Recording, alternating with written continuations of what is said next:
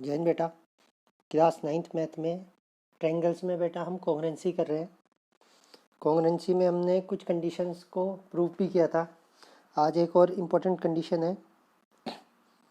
ये क्राइटेरिया हम देखेंगे कि कैसे करके प्रूव करना है। SSS है, यानी कि साइड, साइड और साइड।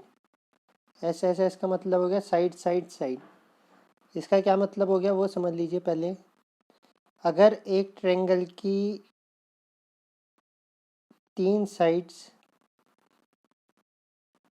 दूसरे ट्रायंगल की करस्पॉन्डिंग 3 साइड्स के इक्वल हो जाए बेटा, केवल साइड्स, फर्स्ट ट्रायंगल की फर्स्ट साइड सेकंड ट्रायंगल की फर्स्ट साइड के इक्वल हो जाए, फर्स्ट ट्रायंगल की सेकंड साइड सेकंड ट्रायंगल की सेकंड साइड के इक्वल हो जाए, और जो फर्स्ट ट्रायंगल की थर्ड साइड है वो सेकंड ट्रायंगल की थर्ड साइड के इक्वल हो जाए करस्पॉन्डिंगली। ठीक है ना। तो फिर साइड साइड साइड क्राइटेरिया से भी ये क्या हो जाएंगे, कॉन्ग्रुएंस हो जाएंगे दोनों ट्रायंगल। ठीक है बेटा, तो इसे प्रूव करेंगे कैसे करके वो समझिएगा। इसमें पहले थ्योरम पढ़ लेते हैं, क्या कह रहा है। इफ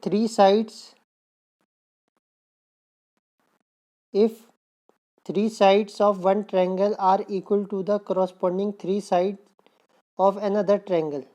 ठीक है ना, कि पहले ट्रायंगल के 3 साइड्स करस्पॉन्डिंगली अदर ट्रायंगल के 3 साइड्स के क्या हो जाए, इक्वल हो जाए, then the 2 triangles are congruence. तो ये दोनों ट्रायंगल्स क्या हो जाएंगे बेटा, कॉन्ग्रुएंस हो जाएंगे। क्लियर है।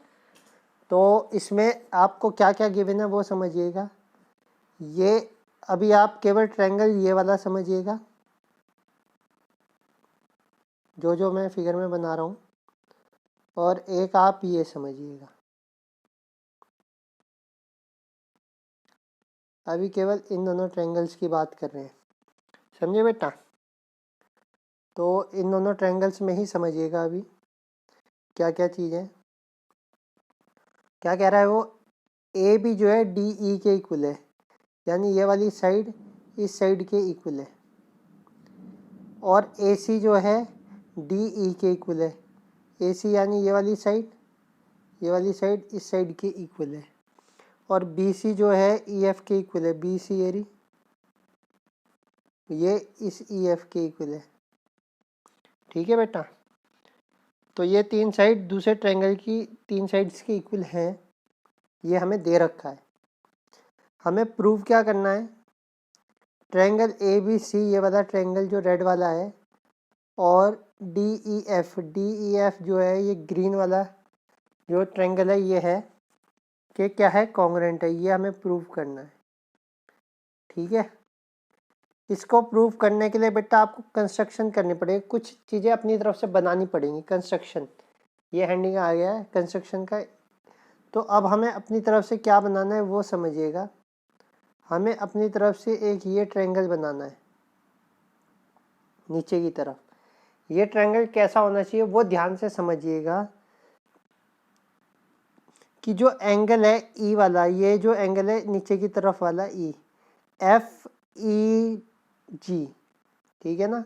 ये जो नीचे की तरफ वाला बेटा एंगल है, ये ट्रायंगल के इस ट्रायंगल के बी एंगल के इक्वल होना चाहिए, और ये जो है ई एफ जी वाला एंगल, ये वाला, ये आपके एंगल सी की इक्वल होना चाहिए। ठीक है कि नहीं है। तो आप मेरी बात को समझे होंगे कि क्या क्या एंगल इक्वल होने चाहिए, और फिर इन दोनों को एक पॉइंट में मीट करा दीजिए, उसे क्या कह दीजिए, जी कह दीजिए। क्लियर है बात। तो ये वाला एंगल और ये वाला एंगल बेटा, ये इसके ये वाले एंगल और ये वाले एंगल के क्या हो, इक्वल हो। समझ गए, एक बात ये हो गई। और डी को जी से मिला देना है आपने। ये चीज़ हमें दे रखी है, ओ कंस्ट्रक्शन करनी है बेटा, सही है ना। ये हमें क्या करनी है, कंस्ट्रक्शन करनी है। हमारे दिमाग में पूरा डाटा तैयार होना चाहिए, या पूरा स्ट्रक्चर तैयार होना चाहिए कि हमें वर्किंग प्रोसेस क्या लाना है, कैसे करके हम इसे प्रूव करेंगे। पहले हमारे दिमाग में एक रफ आइडिया होना चाहिए, ऐसे थोड़ी कुछ भी लिखते चले जाएंगे।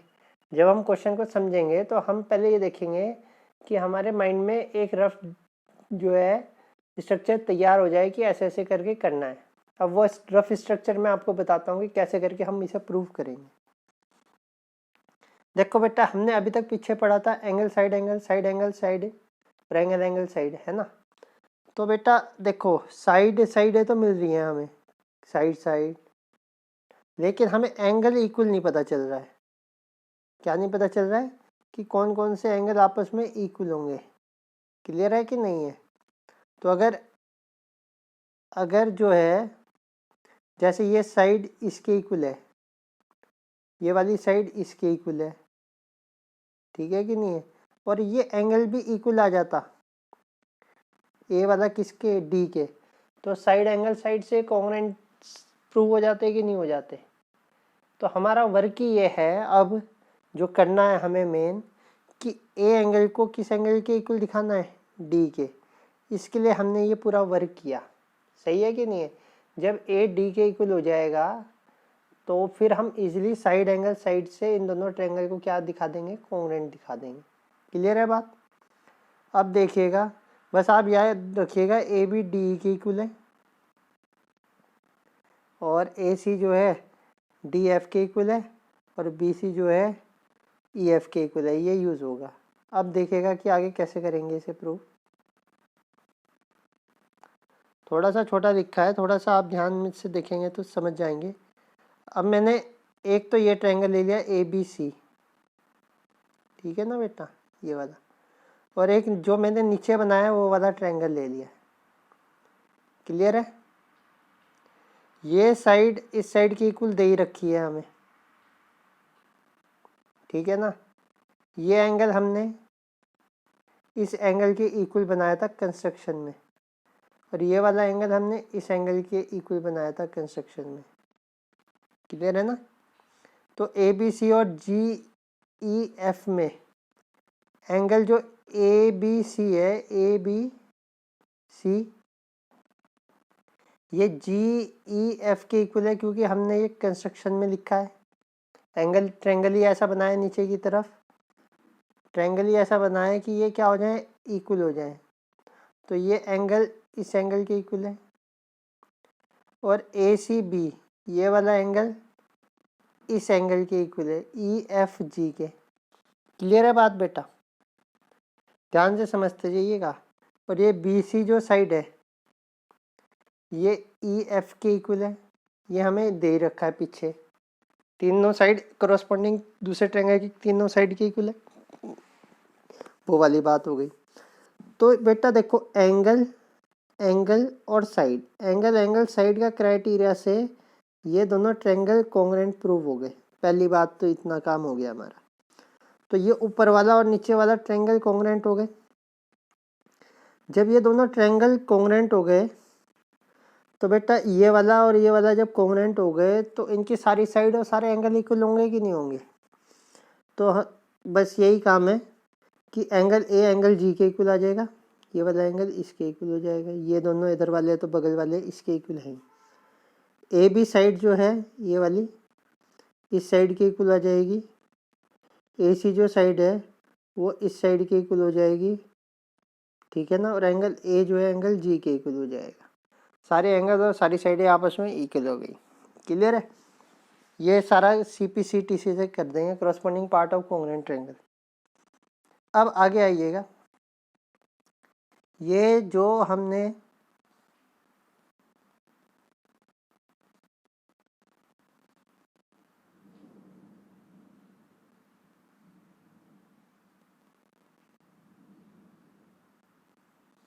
हाँ, ये जो हमने बेटा A B is equal to क्या लिखा,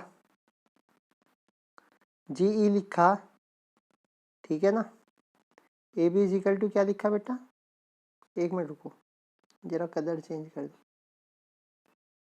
हाँ, ये जो हमने बेटा ये लिखा कि A B is equal to G E, तो हमने पीछे हमें क्या गिवन है, ए बी जो है किसके इक्वल है, डी ई के इक्वल है। तो ए बी की जगह पे हमने डी ई लिख दिया। क्या लिख दिया, डी ई लिख दिया, यहाँ लिखा हुआ है A B is equal to D. Clear है? और अब देखो ए बी जो है, ए बी की जगह पे हमने डी लिख दिया। इस ट्रायंगल में आओ बेटा, जहाँ पे मैं लाइन ड्रॉ कर रहा हूँ, ये वाला ट्रायंगल। अब डी ई जो है जी ई के इक्वल है कि नहीं है? डी ई वाला जो है वो जी ई के इक्वल है कि नहीं है? इसी ट्रायंगल को देखिए, बस ये दो पार्ट्स में डिवाइड हो रखा ना ट्रायंगल, तो इस ट्रायंगल को देख लीजिए बस, एक ये वाला ऊपर वाला और एक ये नीचे वाला, ठीक है ना। तो इसमें जब ये दो साइड इक्वल हैं तो इसके क्रॉसपोंडिंग एंगल इक्वल होंगे कि नहीं होंगे बेटा?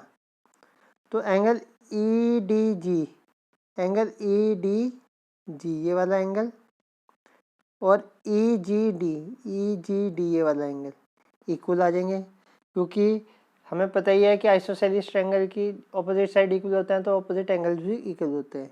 तो ये बात हमें पता चल गई, ठीक है।